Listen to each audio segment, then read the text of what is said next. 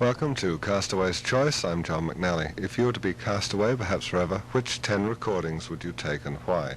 Our castaway is radio personality Dick Whittington. Welcome, Dick. Thank you very much, John. It's a great pleasure being here. Thank you. How about desert islands? Have you been to any?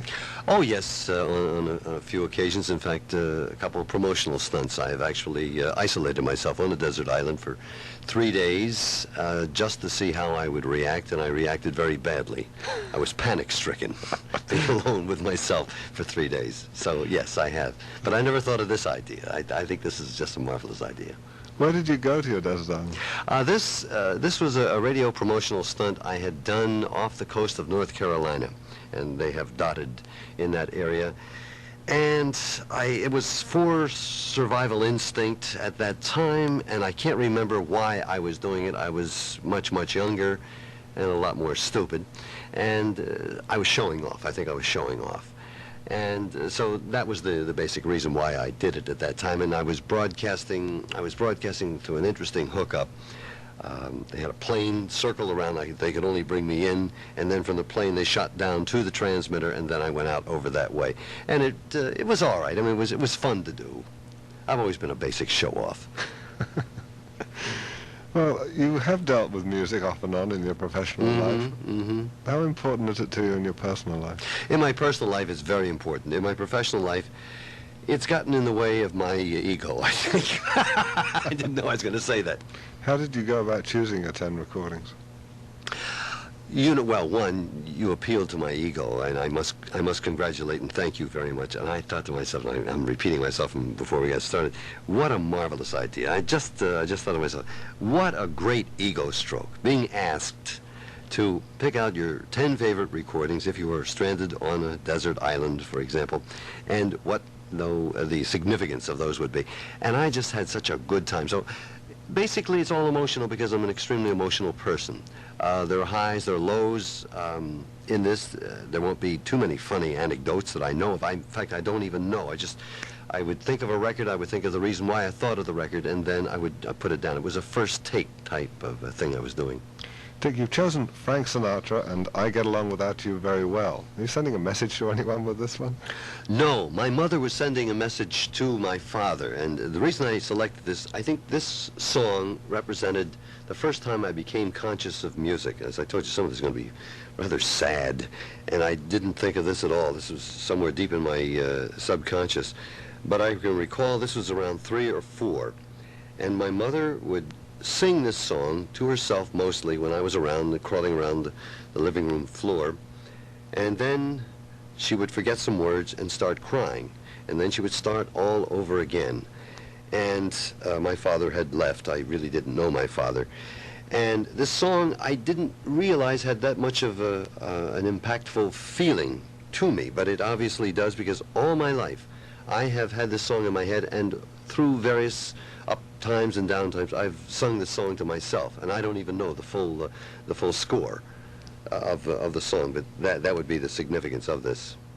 I get along without you very well. Of course I do.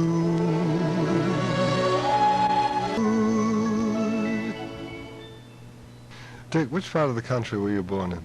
I was born and raised in a little town called Odessa, Delaware. This is about 21 miles south of Wilmington, maybe about 40 miles south of Philadelphia, Pennsylvania. My mother still resides in Bryn Mawr, Pennsylvania. So I was just thinking, thank you for playing that. My mother and I were visiting not too long ago, and I started humming that. I didn't realize I was humming it. And we both were misty-eyed. We just looked at each other and we both became misty-eyed at the same time. God. I had forgotten. Yes, that song. It's fascinating, the symbiosis between mother and son. And, I was just thinking, too, that in spite of Kitty Kelly, Frank Sinatra could be the most miserable human being in the world.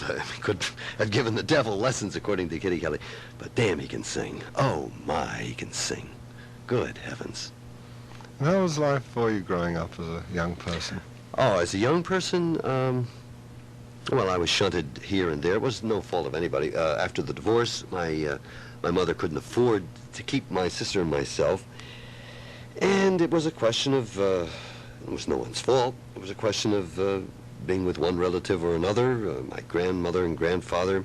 Actually, my grandfather raised me. My grandmother died, unfortunately, and a series of private schools. So I didn't really know anybody that well. That's probably accounted for my somewhat chaotic professional career as a so-called adult. But you did sort of do all the normal things as a kid. I mean, you must have had some friends, and you... No, I was a loner. I've always been a loner because I was never in any. That's why radio. That's why I enjoy radio far more than any other medium, because I'm used to talking to myself. Because I lived out on a farm. My grandfather rigged up a radio for me so I could hear Arthur Godfrey. Because we didn't have a good reception where I was. And I listened to this man, and he talked to me. He talked to me. He wasn't talking to anybody else, he was talking to me. And I said to myself when I was a kid, that's what I want to do. I want to do that. So no, I didn't. Because I used to have alter egos that I would talk to, because when you live on a farm, as perhaps you know or you've heard, you're isolated pretty much, except for the kids you go to school with. You've chosen another Sinatra, this time the Sinatra-Harry James combination, All or Nothing at All. Yes. Well, my mother had this old record around the house, and I was the homeliest, ugliest kid, and I think the most unpopular kid in the world, because my mother made me learn to speak the English language, and therefore I was considered to be a sissy. I wanted acceptance in the worst way, and I unfortunately had a tendency to break out with something called infantago. I don't hear much of it anymore, but I used to have to use a blue tincture, and I used to break out around my lip. Well, as I say, I was homely. I wore glasses, and they weren't very attractive glasses. I wanted acceptance, and I can recall getting up. I learned this song. It was part of a talent contest, and I got up and I sang it. And I didn't do bad. I sang it a cappella, which is a tough song to sing. And I won, only because I had guts enough to get up. That was the only reason. I mean, everybody was putting me down, but I won. But for the first time in my life, I had a certain acceptance, and I loved it. Oh, I loved it. That's why I put that down. I had never had that kind of acceptance before, and I just absolutely adored it. I mean, for a day, I was a hero. And girls looked at me, and, you know, they forgot about the infantago and the blue tincture and all that stuff.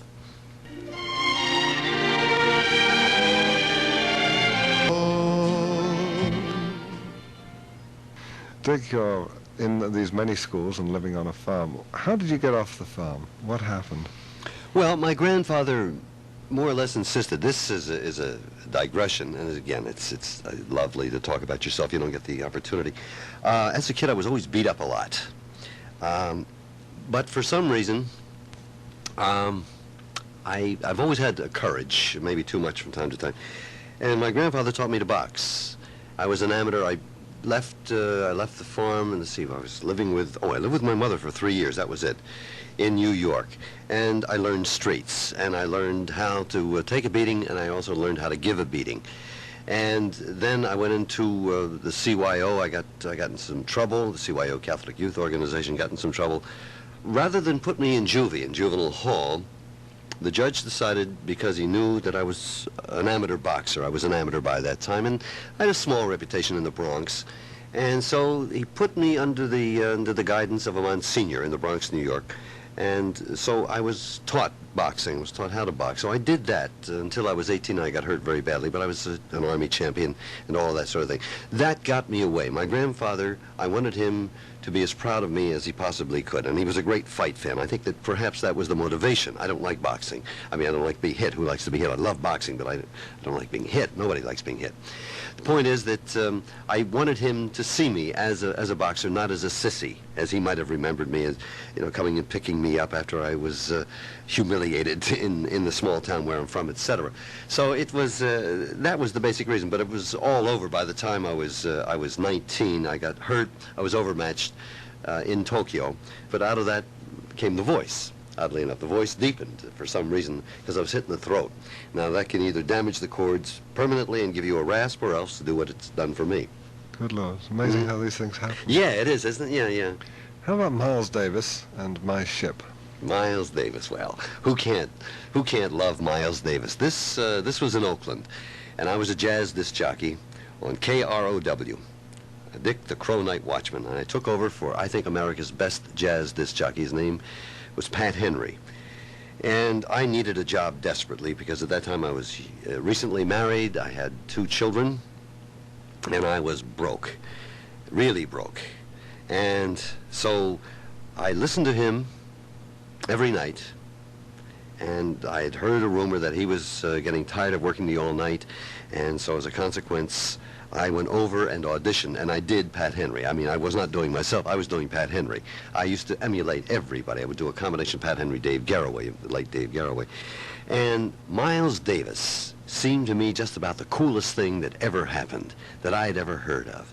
And so I became just a big Miles Davis fan, and the reason I selected that record, because I can see myself sitting there at 3 o'clock in the morning, and there was a girl that used to call, and even though I was married, she'd say, play some Miles for me, and maybe at 6 o'clock, maybe you and I should see each other. And so I'd play a little Miles for her. Yes.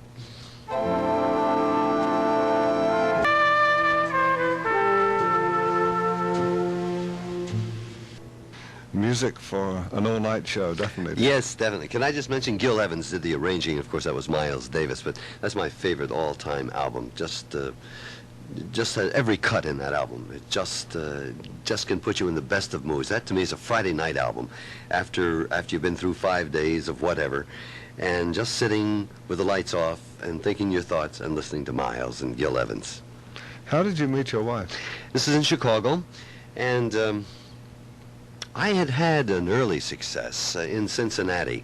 I have roamed around, you might know some of my reputation, early television, WCPO television, and I was full of myself at 21. I got there a little too fast. In the Midwest, I started emceeing a late-night movie, and then I had my own show, daytime, and I was a part of the emerging ABC network. It was Dumont ABC at the time, and I thought, well, I'm ready for a bigger market. I went to Chicago and had an audition at WBBM. I mean, this was a big show I was being auditioned for.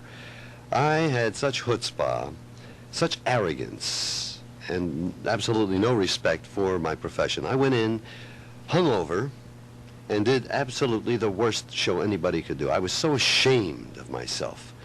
Well, it just started spiraling downward from that point. I got to a point where I was washing dishes all night at Pixley and Eiler's all-night cafeteria. Not bad food, by the way.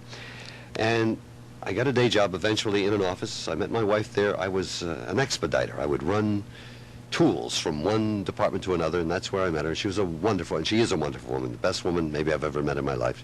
She was a good friend. We were just much too young, and the times dictated that we get married. We should have gotten to know each other first. So that's essentially the story. But you have 2 children. I have 4 children. 4? Oh, yes, absolutely. Oh, yeah. Are they in the business, the radio? No, none of them. No, one is somewhat aligned. He's in the record business. He's a salesperson with WIA, Warner Electra Asylum, and he did it all himself. I add that without a comma. He did it all himself, and I'm very proud of him. But they're all unique and individual, and I'm obviously a father, and I love them very much. You keep in touch? Oh, yes. Oh, yeah. For some reason, my ex-wife remarried and moved north, but they have remained pretty much in this area. At one time, they all lived within a mile of me. I couldn't believe that. But they've been very supportive and very, very good people to know. Dick, you've chosen Charlie Parker and Coco. Mm-hmm. Why Charlie? Well, because we talk about acceptance. When I was doing this jazz show, this all-night jazz show in the Oakland, San Francisco Bay Area, I was the only jazz show in town. And San Francisco is a very urbane, a very hip town. Suddenly this made me very hip and very urbane. I didn't know what the hell I was talking about, but it didn't matter. I could just say, the bird, and suddenly, yeah, the phones would light up, and musicians, Dave Brubeck would come up, and Dizzy Gillespie would come, and they'd hang around this guy who could say the bird, and I used to love saying that. As I said, I didn't know what I was talking about. I was learning as I was going along. But it just reminded me of the time I was a king in my own mind. Mort Saul would call me, and we would do exchanges on the air and things like that. And I had my own little cult following. And I started doing stand-up because of that.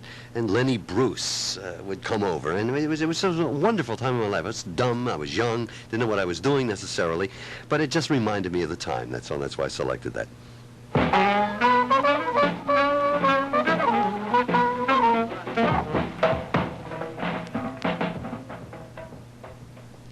How did you actually get into radio? You said that with the boxing mishap, that the voice developed. Well, the late Joe Pine really got me started. He taught me elocution. He taught me grammar. He taught me presentation. He taught me presence, and he taught me what a magical medium we are a part of, you and me. I worked very briefly. Joe and I were both fired by my mother. This is the first job I had, of course, in Chester, Pennsylvania, because it was a good music station. And it was boring for an 18 or 19-year-old kid just to sit there and play music. I wanted to express myself. Well, the owner of the station heard me express myself one time and said, Edna, it's either you or that kid, or both of you, but he's got to go.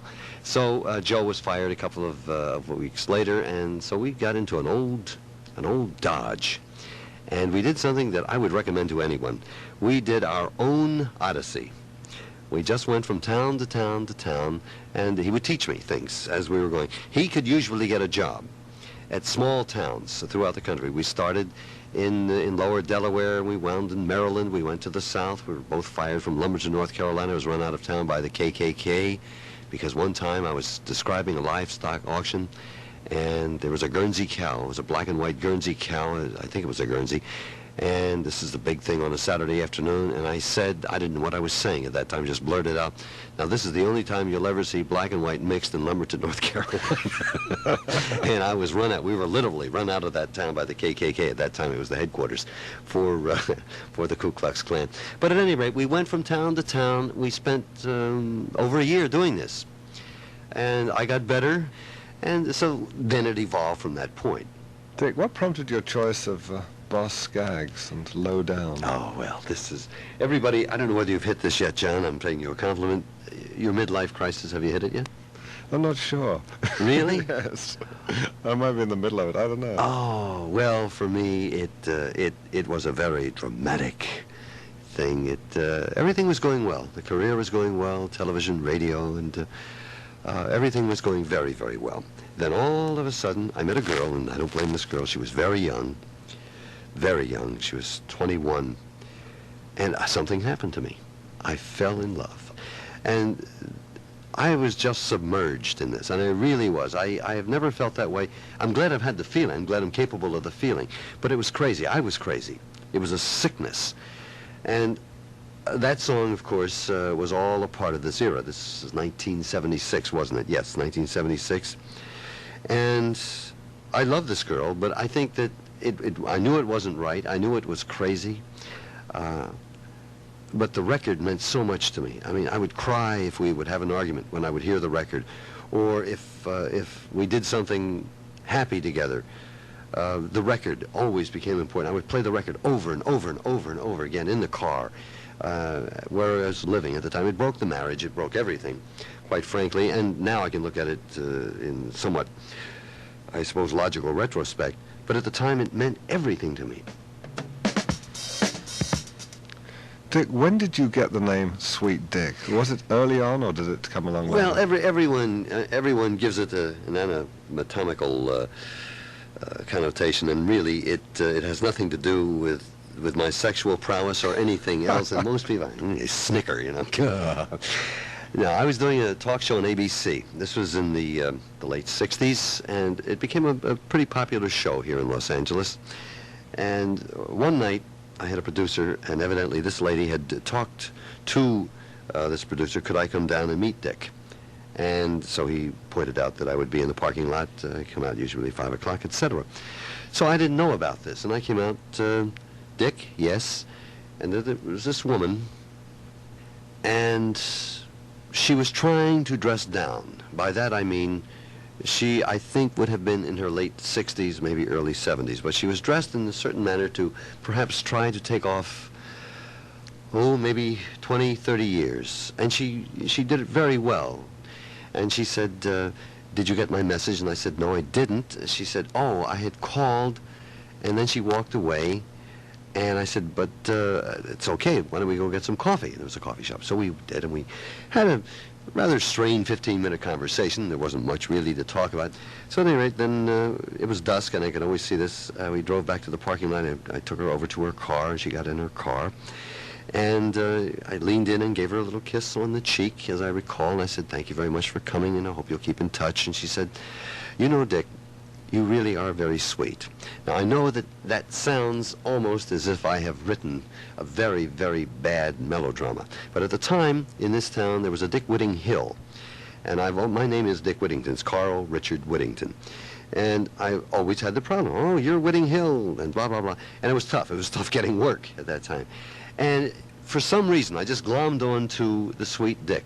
Dick, sweet. And there was a sweet Lou Wagner, I think his name was. He played for the California Angels. And so I just put all of that together, and that's how all that came up. How did you come into L.A.? I mean, was it that much of a transition to come to L.A.?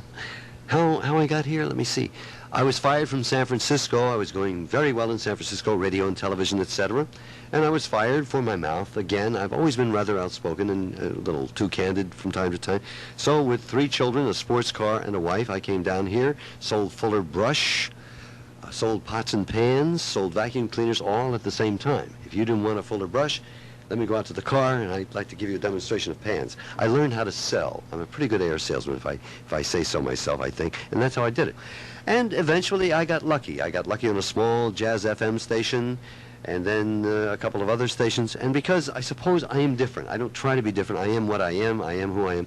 Certain people took chances with me. They gave me an opportunity. A man by the name of Stan Warwick took a chance with me at KGIL, and the reputation from that point, it was a small platform, but I gained a national reputation through that. It was luck, again. It's been said in this town, as you know, John, that we're all good. It's just how much good luck do we have? You know, there are no bests in this town because we're all the best, or we wouldn't be here. A little bit of a departure from your previous choices. You've chosen Mozart and the Piano Concerto No. 23, K488. Well, I hope this doesn't shock your audience, and since we're, you can take this out if you wish, the best orgasm I ever had in my life. That's the truth. Man, I'll never forget that. I've never been able to duplicate it. But, oh, it was terrific. And this was in the background.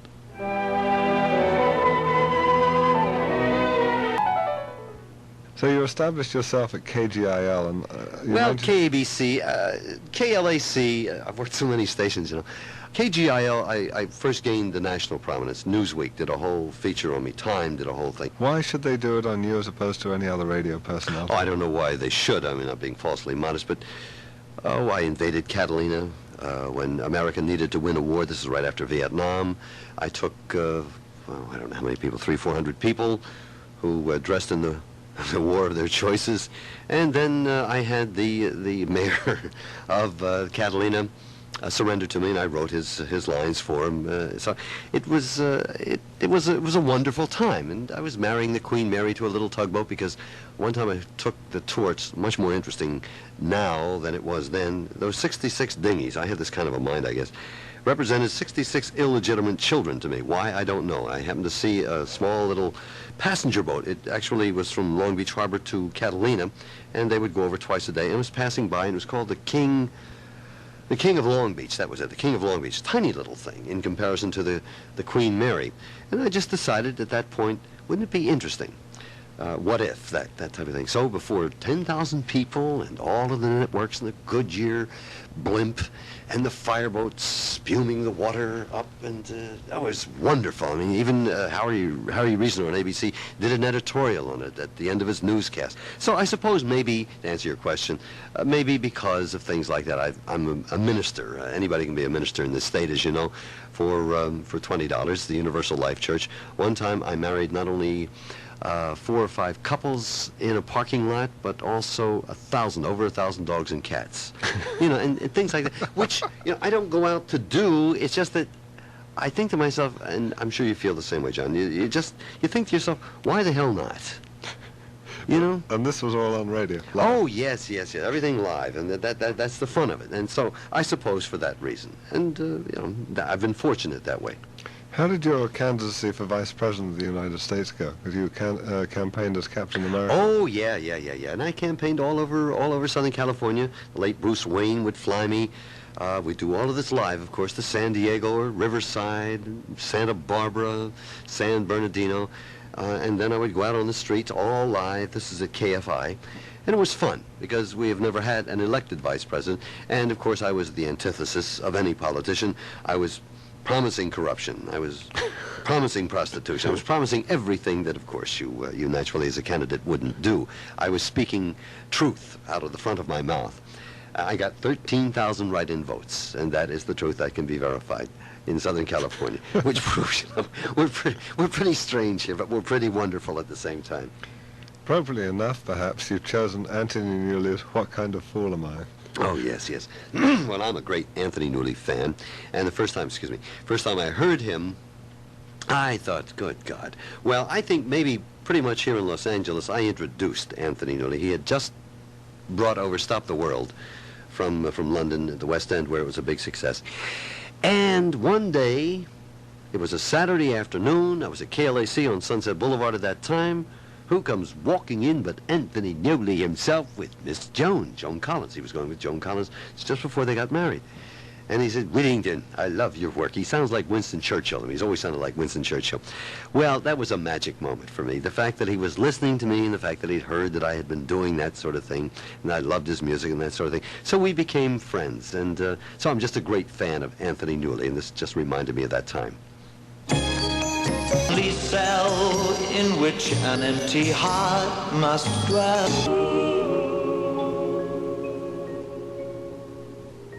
One of the great stories about you is the fact that you called and spoke to the Queen of England. Did that actually happen? No, John, I'm not going to lie to you. I could.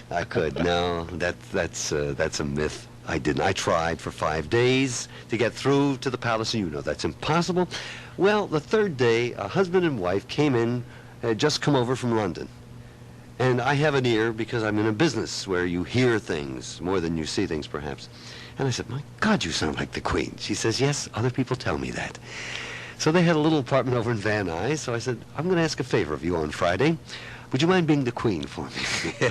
And her husband, of course, was the emissary between, and that's how all of that happened. I know it's going to disappoint a lot of people who might hear this, because it's on so many albums. I've never made a cent on it. It made headlines in London. It made all of the papers over there. I mean, it really did. And the BBC called me. They did the interview and the whole thing. And I figured, why the hell not? You know, so what? You want to find out I'm a phony? I tried. You know, I tried, but I didn't get through to her. So, no, that's the true story. And I would only tell you that. That's true. I've never told anybody that story. A couple of people know it, but they're personal friends. But that's the true story of that. Listen, John, you do what you want to do. It was a bit. I needed a bit. It was either that or play a record, and God knows I should waste the time. And Buckingham Palace never denied it.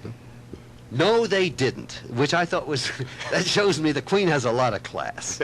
You know, there's a lot of class, you know. I like her. She's okay. And did you ever cure the oil spill when you dropped the Alka-Seltzer in the water to soak it up? Oh, the nerve gas. This is for the nerve gas. Yes. The U.S. Army at that time was dumping the nerve gas into the Atlantic Ocean. My thought was, I love this one. I talked to the Alka-Seltzer people. I said, I need a big pill. And I mean really a big pill. And so they came up with it as big as I could carry back on the commercial airliner back to Miami, and rented a private plane in Miami with a pilot, and we did all of this tape to live and then fed it back as soon as we got back to land. But we went 200 miles out over the Atlantic Ocean and dropped the Alka-Seltzer into the ocean, thereby neutralizing the nerves of the nerve gas, and then it was a wonderful time. Now that's one of my favorites. You've chosen Dusty Springfield and her version of Look of Love. Well, this shows how weird I really am. This is my first white Cadillac. I wanted a white Cadillac of my own. Now, it was a used white Cadillac. I didn't want to hear anything but Dusty Springfield's The Look of Love, because I was falling in love with a girl who looked like Dusty Springfield. So every time I would go pick her up, what would happen was I would put on this, and because I told her she looked like Dusty Springfield. Well, we would just play this over and over and over again. And one time, we made it in the back seat on that white Cadillac, and this was playing. The look of love is in your eyes.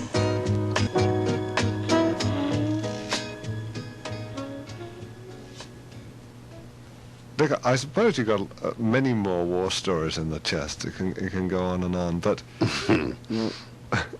do you find that the climate I mean, could you do today what you've done in the past? I'm doing it in spite the market is more limited. I work for a man right now. His name is, I call him Money Cabranes, which is a misnomer because he's got none whatsoever. He's a dear man. He's been a fan for years, long before he ever got a radio station. His dream was to own a radio station. I've known him for 8-9 years. And he would call me from time to time, Dick, as soon as I get the radio station, why don't you come work for me? Well, I never thought about it because he's got a transmitter out in the Simi Valley. He's got a good signal, but it's not the strongest signal in the area. So about a year ago, he had called me again. I was out of work again. I left KGIL on my own volition because I didn't agree with what they're doing. And as I say, if you're not happy where you are and the work isn't what you want to be doing, then you go elsewhere. And I really was at loose ends. I thought that as far as my radio career was concerned, it was over, and I accepted that. I thought the era had ended.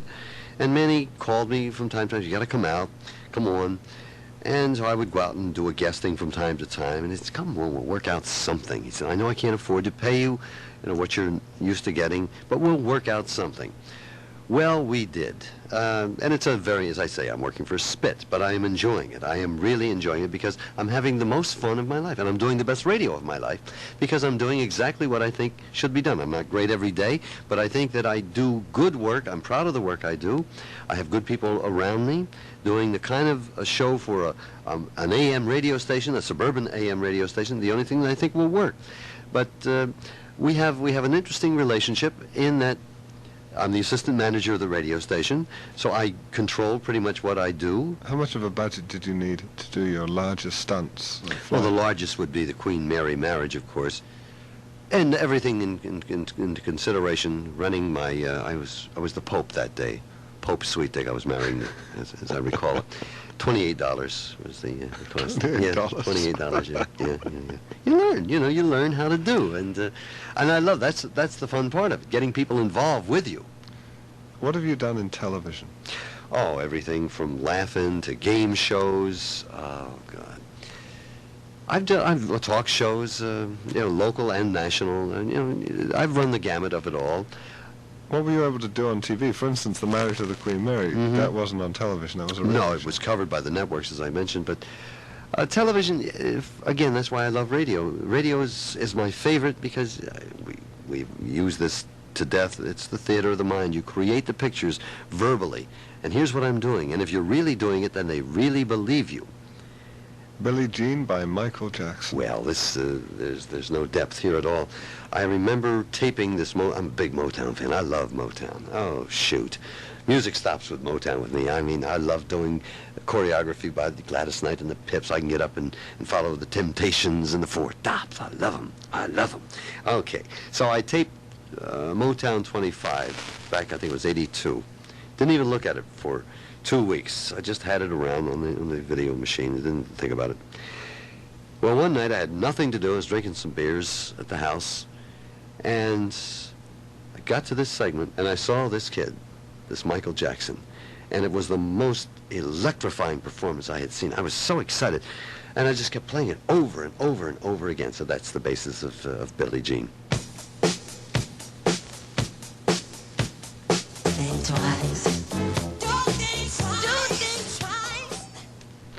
Dick, when you are all alone on this deserted tropical island, is there anyone or anything you would be glad to be away from? Yeah, the BS. Yeah, that's it. If we could just cut through all of that garbage that goes between us, all of the hypocrisy, all of the half-truths and the half-lies, yeah. If there's a person from history that you're allowed to have visit you for a while. Oh, boy, is that good. Well, because he was my hero, I guess, one of my heroes. One person would be difficult. My grandfather, I'd like to just talk to him again. He was not a literate man in that he didn't get beyond the 4th grade. John F. Kennedy, I think. Life didn't stop in 1963 for me as it did so many people. But no, I would love to be able just to sit and talk and learn from this man and get his views on what it would be like today if he had lived, etc. If you're allowed a luxury item, excluding anything practical to your survival, what might that be? A luxury item? Yeah, maybe. Let me see. About a case of Corona cerveza, Corona beer. Yeah. You can have an unlimited supply. Yeah. That would be it. Not because I'm an alcoholic, I got close to that too, but because I think it's the best beer in the world, and I like sipping on a Corona once in a while. If you're allowed one book, excluding a religious book and excluding the collected works of Shakespeare, what might that be? Well, that's really an easy question to answer, because it's the book that turned my life around. And why, now I can't remember. Ayn Rand's Fountainhead. And the film never did it, but I've gone back and reread that book. I learned literacy, really, through that book. Isn't that interesting that I read other things, but that would be the book, yes. Do you have a favorite film? Yeah, I think I have a lot of favorite films. Fat City, John Huston. It was a film that never received the recognition it should. It talked of a side of boxing that most people do not know about. It was shot up in Stockton, California, and it didn't star. It starred a young Stacy Keach, but the story was so beautifully told. It was John Huston's, if not his best, one of his best. And since it's a story I would relate to, the senior side of life in Stockton, California, that would be my favorite. Yes. You could watch that again and again. Oh, I do, constantly, over and over again. You're going to leave us with Crosby, Stills and Nash and Judy Blue Eyes. Yes, and there's no particular reason except the structure of this. This to me is an anthem of the 60s and early 70s. This was writing at its very, very, very best, I thought. And the studio time that it must have taken to put this together. And I have so many great memories of hearing this song in various places, good times and bad times, singing along with it, and just having a good time. So for no real reason outside of just pure nostalgia, the Crosby, Stills and Nash, yes. Dick Whittington, thank you for allowing me to cast you away. No, thank you very much. Thank you for this catharsis, John. I mean, you've done more for me. I have had so much fun, and I've been smiling the whole time throughout, so I thank you very, very much.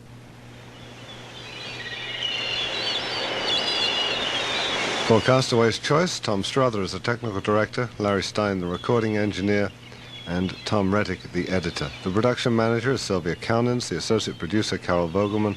I'm John McNally, your host and producer. Castaway's Choice is a four-leaf production and is produced in the studios of KCRW, Santa Monica.